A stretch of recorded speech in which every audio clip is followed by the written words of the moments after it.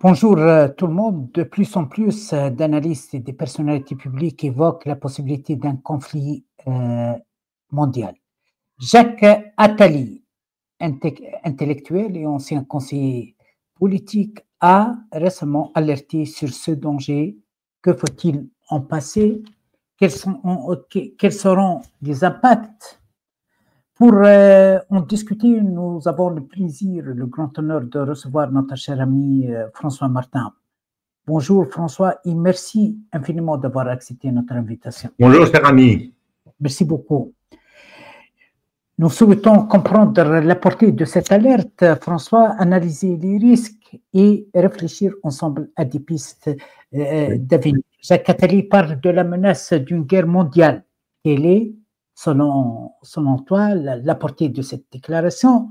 Sommes-nous réellement au bord d'un tel scénario ou s'agit-il d'une mise en garde exagérée?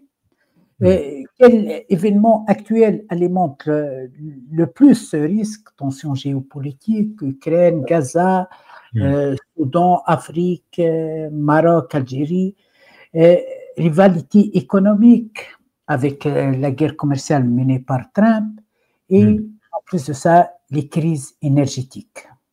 Alors, d'abord, je remarque que Jacques Attali est quelqu'un qui veut toujours faire parler de lui. Donc là, ça fait un moment qu'on n'a pas parlé de lui. Dans le fait de balancer un truc comme ça, ça va faire qu'on va parler de lui et à mon avis, il va sortir un livre bientôt. Donc, il y a des stratégies individuelles. Par ailleurs, moi, je ne le crois pas, mais pas du tout au risque d'une guerre mondiale. C'est bizarre, hein? Depuis longtemps, avec un petit bémol, c'est-à-dire s'il n'y a pas de dérapage sérieux qui est fait, je ne crois pas à la possibilité d'une guerre mondiale. Je le crois ni en Ukraine, ni au Moyen-Orient, et je vais expliquer pourquoi. Je constate, si je regarde les choses d'un peu haut, qu'à aucun endroit, le nord global ne perce contre le sud global, ni par rapport à la menace russe, ni par rapport à la menace iranienne, puisque les deux points du sud global qui subissent la pression du nord, c'est la Russie qu'il faudrait, selon le nord, faire exploser en petits morceaux pour aller attaquer géopolitiquement la Chine, et d'autre part l'Iran. Et à aucun moment c'est le cas. En Russie, ce sont les Russes qui gagnent, et de plus en plus, à mon avis, malgré les armes, malgré tout ce qui est en train d'être fait et tout ce qui a été fait jusqu'à présent. Et au niveau de l'Iran, moi je considère que c'est plutôt Israël qui a pris une déculottée et que l'Iran est ressorti beaucoup plus fort de ces 12 jours de guerre qu'elle n'y est rentrée, parce que elle a la possibilité, elle a commencé à corriger de ses faiblesses, d'une part, qui était surtout son système de tir antimissile. Deuxièmement, elle a conservé ses capacités de puissance qui sont ses missiles, et en particulier ses missiles hypersoniques, dont elle n'a gaspillé, semble-t-il, que 15%.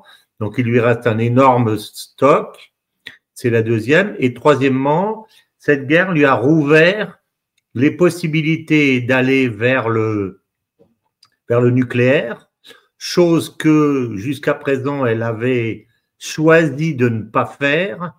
Je pense sous l'instigation des Russes qui n'ont pas tellement envie qu'après l'Iran, il y ait l'Arabie Saoudite, le Qatar et surtout la Turquie qui s'équipent du nucléaire, qui ne manquerait pas, à mon avis, de se produire si les Iraniens y allaient.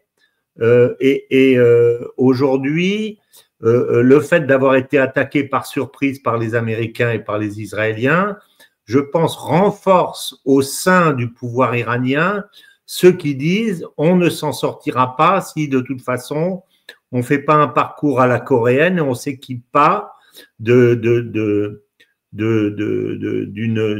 nucléaire militaire propre véritablement à nous faire respecter, puisque tous les efforts que nous avons faits pour donner des garanties à l'AIEA et aux pays, c'est-à-dire nous avons essayé la voie, je dirais, de la collaboration avec l'Occident, et non seulement nos efforts pour nous laisser contrôler par l'AIEA n'ont pas servi, puisque l'AIEA a très probablement donné les coordonnées de nos scientifiques, nos détails, etc., au Mossad pour se faire attaquer.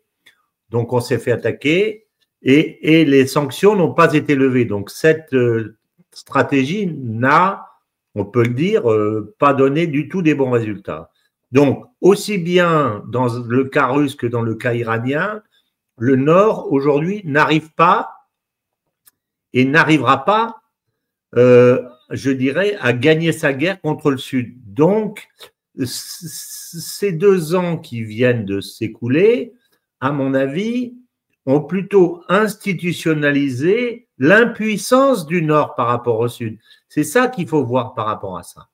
Et on voit bien que quand vous êtes dans une position d'impuissance, que vous ne maîtrisez pas l'hypersonique, vous n'allez pas déclencher une guerre mondiale si vous savez que vous n'avez aucune chance de la gagner, parce que si vous avez une guerre mondiale, vous n'êtes pas sûr de toucher le pays d'en face, mais lui, il est sûr de vous toucher. Donc, les stratèges américains et les stratèges européens, à mon avis, savent déjà qu'ils ne peuvent pas vaincre. Alors, pourquoi font-ils cette stratégie comment dire, de provocation vis-à-vis de la Russie? Il y a, à mon avis, quelque chose qu'il faut bien comprendre. Et ça, je pense qu'il faut l'expliquer parce que c'est un peu paradoxal. Je dirais que quand vous vous trouvez dans une rue sombre le soir et que vous avez un grand malabar qui arrive en face de vous qui fait 2 mètres, si vous craignez qu'il vous casse la figure, vous n'allez pas commencer à le provoquer. Vous n'allez surtout pas le provoquer. Vous allez dire « Pardon, monsieur, excusez-moi, j'espère que vous ne vous dérangez pas, laissez-moi passer. » On va faire très attention. Par contre, si on est certain qu'il ne va pas vous attaquer parce qu'il vous a donné des garanties comme quoi il n'allait pas le faire, à ce moment-là, vous pouvez essayer de le provoquer, mais dans la situation actuelle, ce n'est pas, à mon avis, la peur des Russes qui fait la provocation vis-à-vis des Russes, mais c'est une autre stratégie occidentale, surtout européenne d'ailleurs, que je voudrais expliquer. En fait, quel est le problème aujourd'hui? Trump est sorti du sommet d'Anchorage avec les cartes en main pour faire la paix. Les cartes en main pour faire la paix. Tout le monde a dit c'est bon, et d'ailleurs Zelensky était d'accord pour rencontrer Poutine et pour régler le problème des territoires. Mais Trump, sous la pression de ses lobbies et de ses marchands de canons, a monté une opération que je trouve, moi, assez foireuse d'ailleurs, qui consiste à vendre aux Européens pour 10 milliards de dollars de marchandises, ce qui est quand même un très gros montant, et de façon à livrer ça aux Russes payés par les Européens. Donc, les Européens se trouvent dans la situation des payeurs. Et c'est-à-dire que comme ils n'ont pas d'argent, ça veut dire que les payeurs, c'est nous. C'est moi, c'est les Français qui vont payer. Mais si on veut que les Français payent et que les Européens payent, les Allemands payent, les Anglais payent, tout le monde paye, il faut terroriser suffisamment les Européens de telle sorte qu'ils acceptent qu'on leur mette les mains dans les poches et qu'on leur pique leur argent pour payer cet effort de guerre. Et c'est à ça que sert, à mon avis, cette stratégie de provocation. Ça ne sert pas à faire peur aux Russes, pas du tout. Ça ne sert pas à se défendre contre les Russes, parce que sinon on ferait le contraire. On dirait rien, on s'armerait, on voterait les crédits de défense et on dirait rien du tout et on s'armerait de façon à être protégé. Et or, c'est pas ce qu'on fait.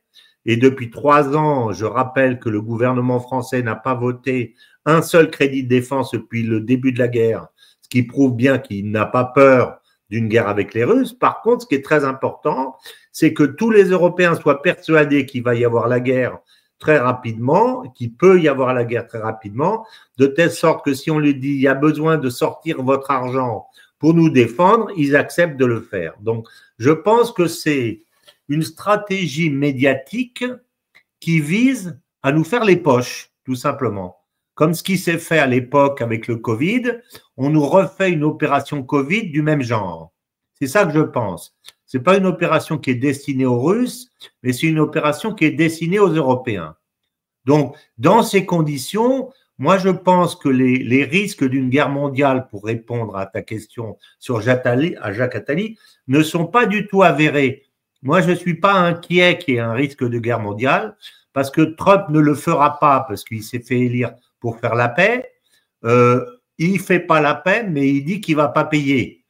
Donc, c'est une demi-mesure qui me paraît stupide en tant que choix politique, mais en tout cas, je ne le vois pas dans un système consistant à essayer de récupérer l'hégémonie par rapport aux Russes au moment où tout l'establishment américain pense que l'ennemi dont il faut se protéger, c'est pas la Russie, c'est la Chine. Et je ne le vois pas non plus aujourd'hui aller attaquer violemment l'Iran en suivant Netanyahou. À partir du moment où l'Iran aujourd'hui est bien installé dans les BRICS, que 15% des importations d'hydrocarbures chinois sont faites depuis l'Iran, donc l'Iran représente un très grand partenaire de la Chine et un partenaire de la Russie également. Donc, moi, je pense que les risques ne sont pas du tout avérés. Alors, ceci étant dit, il y a deux remarques que je veux faire.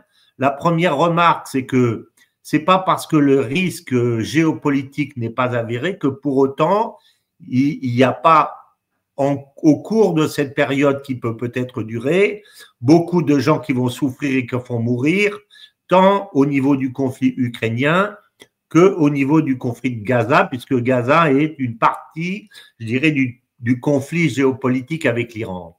Donc, ça, c'est la première remarque. Donc, les souffrances des peuples sont énormes et elles risquent de continuer encore un certain temps, mais le risque géopolitique et les souffrances des gens sont deux choses différentes. Je pense qu'il n'y a pas véritablement de risque géopolitique. Alors, je mets quand même un bémol parce que ceci est basé sur le fait qu'il y a aussi bien en Russie qu'en Iran deux acteurs qui sont extrêmement rationnels et qui prennent pas de risques. Et je pense que l'un des défauts de Poutine, c'est le fait qu'il est prévisible. Et il a dit très clairement qu'il n'avait pas l'intention d'attaquer l'Occident. Maria Zakharova l'a dit, tout le monde l'a dit, sauf si on franchit les lignes rouges. La première ligne rouge étant le fait d'envoyer des troupes en Ukraine, même si on les camoufle sous l'effet de soldats de la paix.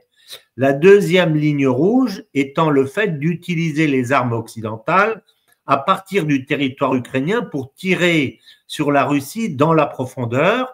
Et Poutine a dit très clairement que dans ce cas-là, il répondrait directement aux pays occidentaux parce que ce sont eux qui rentrent les coordonnées de tir dans les canons ou dans les missiles. Donc, s'il y a un tir sur la profondeur russe, c'est clair que ce ne seront pas les Ukrainiens qui auront tiré, mais ce seront les Occidentaux qui auront tiré à partir du territoire ukrainien. Donc, sous réserve qu'il n'y ait pas véritablement, je dirais, une bêtise qui est faite sur ce fil du rasoir qui est quand même assez dangereux, je dirais, moi, je ne pense pas qu'il y a de risque véritablement de guerre, d'élargissement du conflit. Et je suis confirmé par ça, là-dessus, par le fait que tous ces pays, enfin les principaux acteurs, aussi bien les Anglais que les Français, que les Américains, que les Russes, que les Chinois, sont tous des puissances nucléaires. Alors, quand on a des puissances nucléaires, on fait très attention à rester dans le cadre du jeu qui a été défini, parce qu'on sait que les risques de dérapage sont énormes. Donc, pour toutes ces raisons, moi, je ne crois pas à un risque de guerre mondiale. Alors, le seul qui pourrait faire une folie, ça serait le seul acteur, à mon avis, irrationnel dans cette affaire, c'est Israël, en fait. Ça serait le cas où Israël tirerait sur un pays, en particulier sur l'Iran, sur le plan nucléaire, puisque Israël n'a pas les moyens d'aller attaquer l'Iran s'il n'a pas les États-Unis derrière. Donc voilà, je pense. Mais enfin, ça me semble, si je regarde les choses froidement, tout ça me semble assez cadré et ça dessine pas pour moi une stratégie nucléaire ni dans un cas ni dans l'autre. Voilà. Pour répondre globalement à ta question. Jacques Attali, lors de son dernière déclaration, a insisté sur la défaillance au niveau de la diplomatie, l'absence d'une diplomatie efficace, ce qui va alimenter cette logique de confrontation permanente. Oui, bien sûr, il a raison sur ce plan. Il y a une diplomatie défaillante, mais je dirais que la défaillance, elle vient surtout de Trump, qui en fait dispose d'une diplomatie et de diplomates de haut niveau. On en a déjà parlé. Il y a McGregor, il y a Chas Freeman, il y a Mearsheimer. Il a des gens de très haute qualité, mais qui n'écoutent pas. Et en fait, il se sert de ces factotums, et en particulier exclu des coulisses de pouvoir. Il est entouré par des propaganditistes, des lobbyistes. Oui. Oui, tout à fait. Et c'est d'ailleurs ce qui fait de confrontation, de la guerre globale, etc. Oui, tout à fait. Mais c'est pour ça d'ailleurs qu'il donne l'impression de patauger d'une telle façon en politique intérieure. Enfin, ce qu'il a fait vis-à-vis de l'Iran, à mon avis, diplomatiquement, c'est une erreur monstrueuse. Le fait de punir l'Inde, c'est une erreur monstrueuse. Le fait de punir le Brésil, c'est une erreur monstrueuse. Le fait de tirer sur le Qatar ou de laisser tirer sur le Qatar, c'est une erreur monstrueuse. Il ne fait, je dirais, que de Venezuela maintenant, c'est le scénario. Oui, bien sûr. Donc tout ça, ce sont des. Mais si vous voulez, le Venezuela ne représente pas, je dirais, représente un gros producteur de pétrole sur lesquels les Américains veulent mettre la main depuis des dizaines d'années, mais ne représente pas, si tu veux, un géant géopolitique comme l'est aujourd'hui l'Afrique du Sud pour l'Afrique, le Brésil, l'Inde, voilà. Donc, ils font effectivement sur le plan. L'intronisation de Al-Qaïda à travers Ahmed Joulani en Syrie, sous l'égide de Trump aussi. Oui, bien sûr. Donc, si tu veux, Trump fait beaucoup d'erreurs géopolitiques, mais il a la chance, je dirais, d'avoir en face de lui des gens, d'une part, qu'il connaissent parfaitement, et d'autre part, qui sont très froids, très calculateurs et très patients. Je dirais que, heureusement qu'il y a en face Poutine d'un côté et le pouvoir iranien de l'autre. C'est ça, à mon avis, qui garantit le fait que les choses n'ont pas débordé. Et puis par ailleurs, on sait que il ne faut accorder aucune importance à ce qu'il dit, puisqu'il dit une chose et la semaine d'après il dit le contraire, et puis il redit une chose et il redit le contraire. Donc on ne peut pas accorder foi à ce qu'il dit aujourd'hui. Donc si tu veux, moi je me mets à la place de Poutine. Quand Poutine entend le fait que Trump dit qu'il a trahi, bon, tous les journaux occidentaux vont reporter ça pour la raison que j'ai dit, parce que il faut faire monter la sauce, parce que il faut terroriser les Occidentaux, mais ça fait pas peur à Poutine du tout, ça l'empêche pas de dormir, tu vois. C'est du cinéma qui nous est destiné. Voilà, c'est ma thèse en tout cas. C'est pas, ce n'est pas une volonté de véritablement mettre en scène une possibilité de guerre mondiale contre les Russes. Je ne le pense pas. Franchement, je ne le pense pas. Je ne le pense pas. Et je pense que s'il y a des va-t-en-guerre aux États-Unis qui ont envie d'y aller, comme il y a des va-t-en-guerre d'ailleurs en Russie qui ont envie d'y aller, aujourd'hui, ils se rendent bien compte que s'ils y vont, ils se feront casser la figure. Je veux dire, ils ne maîtrisent pas l'hypersonique. L'Occident ne maîtrise pas l'hypersonique. C'est quand même le fait. Je me souviens que quand Poutine a annoncé en 2019, je crois que c'est 2019 ou 2021, je ne sais pas, je crois que c'est 2019, qu'ils avaient réussi l'hypersonique, quand il a présenté ça, il était absolument radieux. C'est-à-dire, il a compris qu'il avait acquis la supériorité sur l'Occident et qu'il allait la garder. Et je pense que c'est ça sa principale garantie, et c'est aussi la garantie de l'Iran, bien entendu.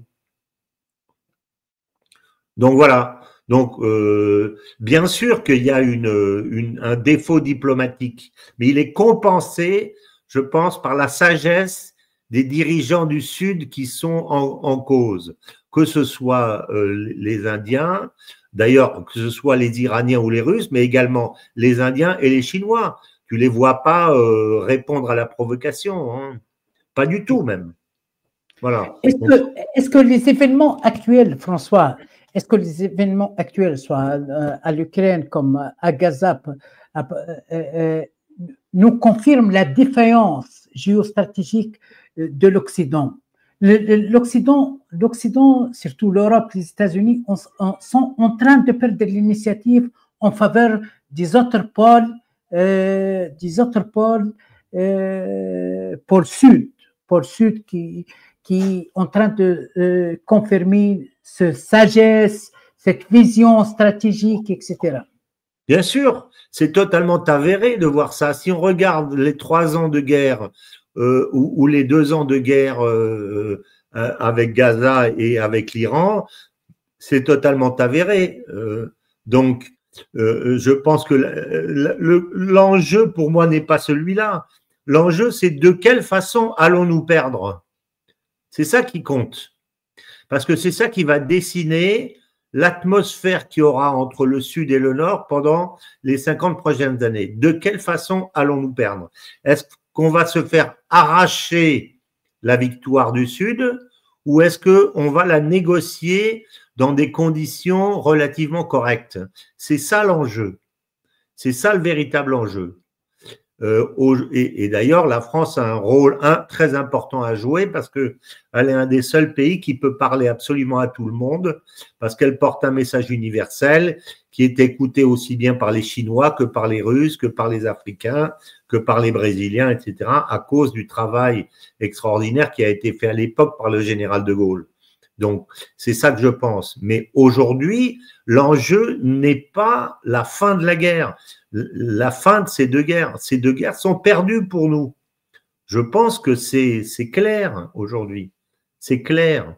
Par contre, qu'est-ce qui se passera après? Comment serons-nous considérés? Est-ce qu'on sortira de là avec une solution négociée et sage et avec un respect des pays du Sud qui se diront ce sont des gens avec lesquels on peut travailler, ce sont des gens qui ont de l'argent, qui ont de la technologie, qui ont des marchés, etc. On peut y aller. Ou est-ce qu'ils se diront on va monter nos institutions entre nous, on va attendre qu'ils coulent et quand ils auront coulé, on les rachètera, on les pillera. C'est ça le véritable enjeu. C'est qu'est-ce qui se passera après? C'est pas les guerres. Les guerres, j'ai pas très peur, moi. Sauf s'il y a une énorme erreur qui est faite par une provocation, ça c'est toujours possible. Poutine n'a jamais cédé à la provocation. Et les Iraniens non plus. Même quand ils ont tué Haniyeh, c'était quand même une énorme provocation. Haniyeh, qu'est-ce qu'ils ont fait? Ils n'ont pas tiré sur, tu te souviens de ce qu'ils ont fait? Ils n'ont pas tiré sur Israël en réponse. Ils ont dit, nous réservons de répondre quand nous voulons. Et ils ont organisé le sommet islamique à Jeddah. Et pourquoi à Jeddah? Pour pouvoir rencontrer Ben Salman, pour coordonner leur réponse, les Iraniens, avec Mohamed Ben Salman. On ne peut pas dire que c'est une réponse, brutale et mal contrôlée. Ça a été une réponse extrêmement bien contrôlée. Et d'ailleurs, après ça, il y a eu, je dirais, la nuée de drones où ils ont saturé le dôme de fer, où ils ont tué personne, mais ils ont montré aux Israéliens que quand ils voulaient, ils pouvaient, que le dôme de fer, c'était un dôme de papier et qu'ils pouvaient le traverser quand ils voulaient. Et j'avais eu des renseignements par des gens des services français qui ont dit que 45% de leurs missiles qu'ils avaient tirés après avaient atteint leurs objectifs. Donc, en fait, les Israéliens ont minimisé le résultat de ce tir. Mais ils ont montré simplement, ben, vous voyez, le jour où vous faites la guerre, on vous battra. C'est ça qu'ils ont expliqué à ce moment-là. Mais c'est une réponse que j'ai trouvée extrêmement modérée pour ma part et très calculée. Voilà ce que je pense. Mais aussi, Jacques Attali insiste sur la marginalisation ou la défaillance fonctionnelle des institutions internationales, les Nations Unies, la Cour pénale internationale. Bon, on n'a pas évoqué la Cour pénale, parce que lorsque vous évoquez maintenant la Cour pénale internationale, vous dirigez le sujet directement vers Netanyahou. Peut-être ça vous expose d'être étiqueté antisémite. Antisioniste, je corrige, hein, pas antisémite. La confusion, surtout en France. Hein, les pires antisémites, ce sont les sionistes, je rappelle. Oui. Hein. Oui. Ceux qui font le plus mal aux juifs, ce sont les sionistes. Est-ce qu'aujourd'hui aussi, on confirme la défaillance des institutions internationales? Lorsque vous voyez, par exemple, Benjamin Netanyahou en plein séance plénière de l'Assemblée générale des Nations Unies en train de donner un speech. Entre-temps, non, c'est interdit à Poutine de venir et donner un speech parce que Poutine est un criminel de guerre, mais Netanyahou, c'est un colombe de guerre, oui. Oui, non seulement ça, mais en plus, il n'y a pas de visa qui a été donné à Mahmoud Abbas au moment où on veut reconnaître la Palestine. Les Palestiniens n'ont pas de visa pour venir. Qui n'a pas eu encore de visa pour venir? Il y a eu encore d'autres. Enfin, il y a eu plein de scandales. Mais je dirais que ça, c'est pas la faute des. Venezuela, Bélarus, oui. Oui, si les institutions ne fonctionnent pas, c'est pas parce qu'elles sont en elles-mêmes non fonctionnelles. C'est simplement parce qu'il y a un pays, en fait, un pays qui bloque le fonctionnement systématiquement, qui s'appelle les États-Unis. C'est ça le problème. Avec le veto systématique, c'est ce que quelqu'un, un pays a appelé c'est pas la stratégie du veto ou la politique folle du veto systématique. On ne peut pas faire fonctionner les institutions lorsque l'un des pays les plus importants de la planète bloque systématiquement toute décision et protège un autre pays qui lui-même fait partie de l'ONU, mais ne respecte aucune des résolutions depuis qu'il a été créé. Donc, c'est les États-Unis qui bloquent. Donc, ce qui va se passer simplement, c'est qu'à un moment donné, les pays du Sud vont créer leur propre ONU et ils vont faire fonctionner le système entre eux.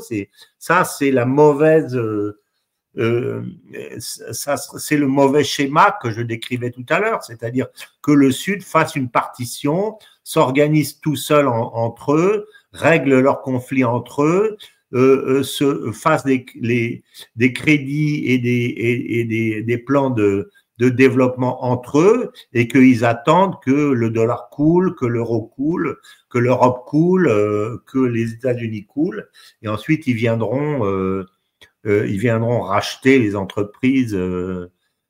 Ça, c'est le mauvais schéma, mais c'est pour ça que moi, j'espère qu'à un moment donné, les États-Unis vont cesser le blocage systématique et vont se décider vont comprendre que un bon fonctionnement de l'ONU vaut mieux que cette situation bloquée et pourrie telle qu'elle est aujourd'hui. Enfin. Je vais le dire, je trouve que Trump déconne aujourd'hui. Empêcher l'ONU, c'est l'ONU.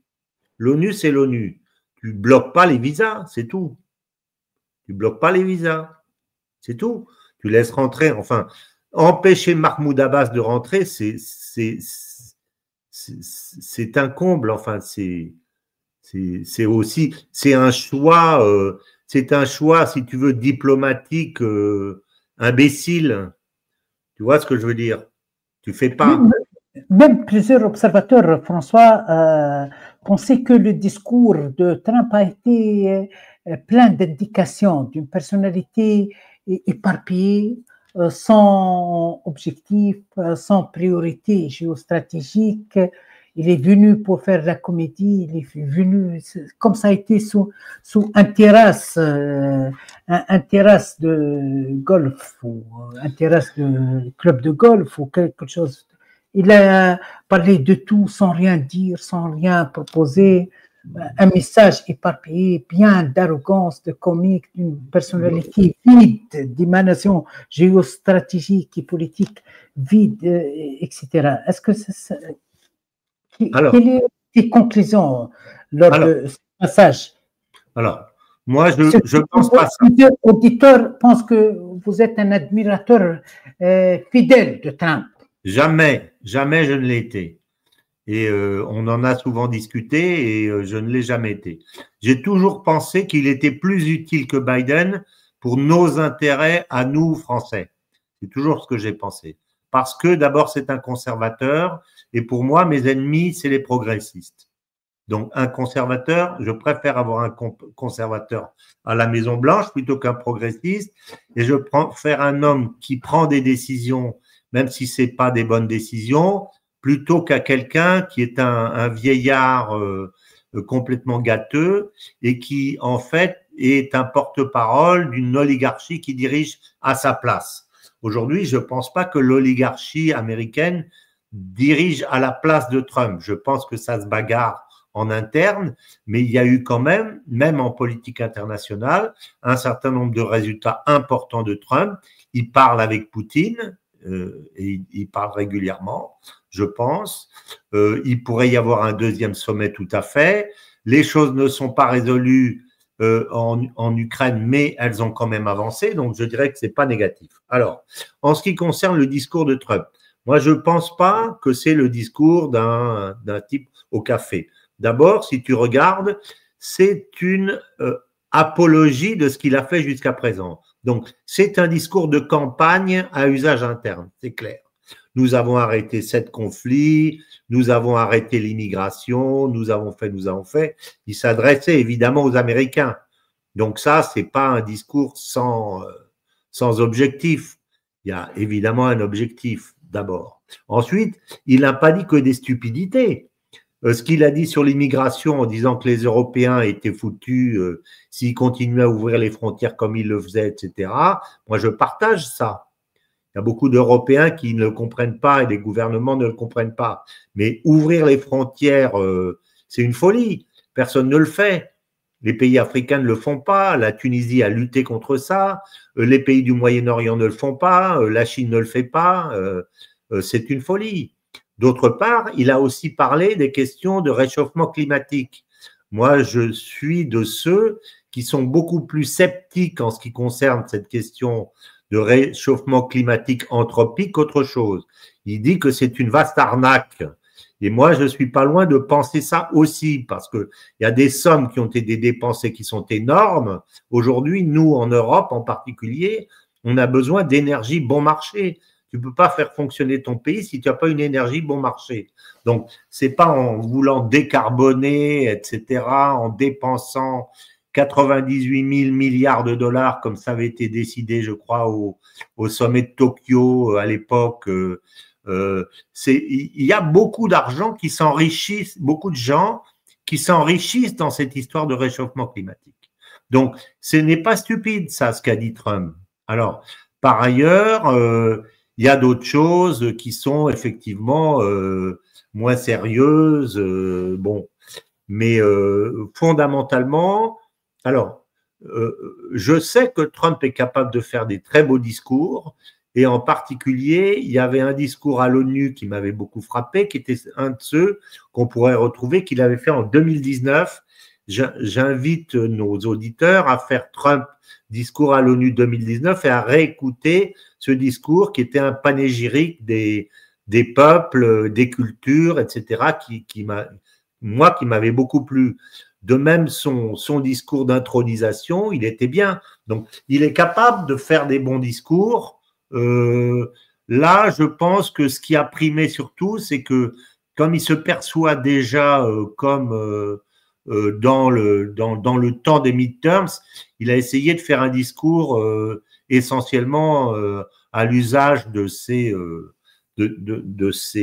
comment dire, de ses électeurs et de son opinion américaine. Voilà, c'est ça mon idée. C'est ce que je me suis dit lorsque je l'ai écouté. Voilà. Mais pas un discours. J'ai entendu ces critiques, mais en France, toute la presse française, de toute façon, elle est anti-trumpiste parce qu'elle est progressiste. Donc, dès que Trump dit quelque chose, on va dire regardez, c'est mauvais, c'est idiot. Dès qu'il se prend les pieds dans le tapis, on va dire regardez, etc. Mais moi, je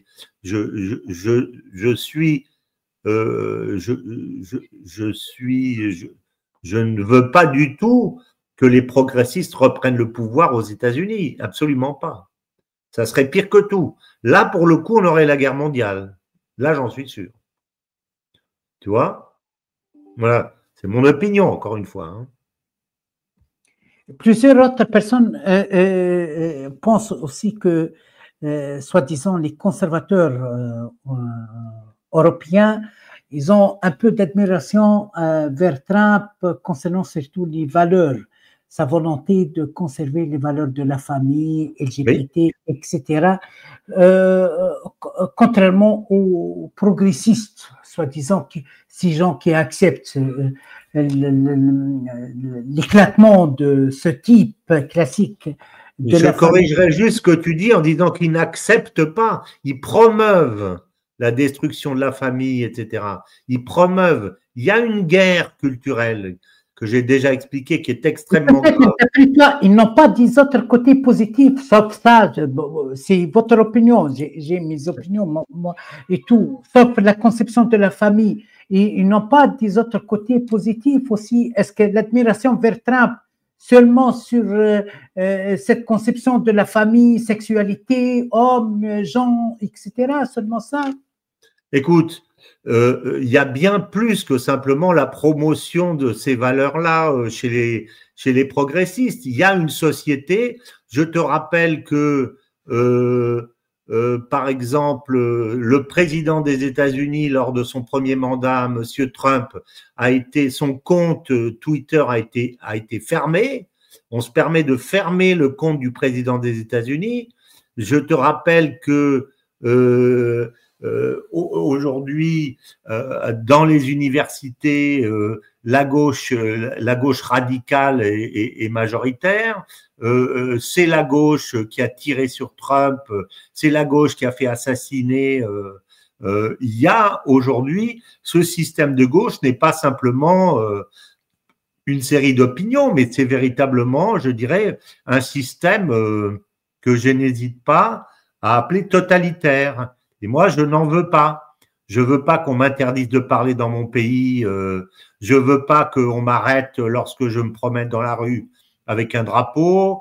Je veux pas qu'on m'impose à mes enfants et à mes petits-enfants dans les écoles la sexualité gay et homosexuelle pour leur apprendre la sexualité. Tout ça, c'est un système dont je ne veux à aucun prix. Moi, je ne veux pas la cérémonie d'ouverture des Jeux Olympiques avec les drag queens, etc. Le monde que je veux pour moi, pour ma famille, pour mes enfants, pour mon pays, c'est pas le monde des drag queens. C'est pas juste des gens qui ont une autre opinion que moi. Ce sont des gens qui veulent m'imposer un système qui est effroyable et qui est pire que tout. Je n'en veux pas. Et je sais que 80% des pays de la planète, au Moyen-Orient, en Afrique, en Asie, en Amérique latine dans une certaine mesure, sont d'accord avec moi. Donc, je veux éradiquer cette philosophie et cette culture. Je veux qu'elle disparaisse. Voilà, c'est ça mon combat. C'est un de mes combats. Donc ça, c'est très clair. On est très loin d'une question de délit d'opinion. Et si aujourd'hui la gauche paraît radicale aux États-Unis, c'est pas parce qu'elle était moins radicale avant, c'est simplement qu'il y a des gens à la suite de Trump, et ça c'est le bon côté de Monsieur Trump, qui a décidé de combattre cette idéologie-là. Et il faut la combattre, c'est indispensable. Et Monsieur Poutine la combat, et d'autres pays la combattent, et les pays africains la combattent. Quand Monsieur Mélenchon est allé parler de droits des gays au Sénégal, on lui a fermé la bouche. Quand M. Macron a envoyé son ministre des droits LGBT pour faire une conférence au Cameroun, on a dit au monsieur qu'il remonte dans l'avion et qu'il rentre chez lui. Donc, c'est une guerre culturelle. C'est pas juste des bons côtés d'un côté, c'est une guerre culturelle. Donc, nous devons nous positionner là-dedans. Il faut savoir ce qu'on veut. Sinon, c'est eux qui gagneront.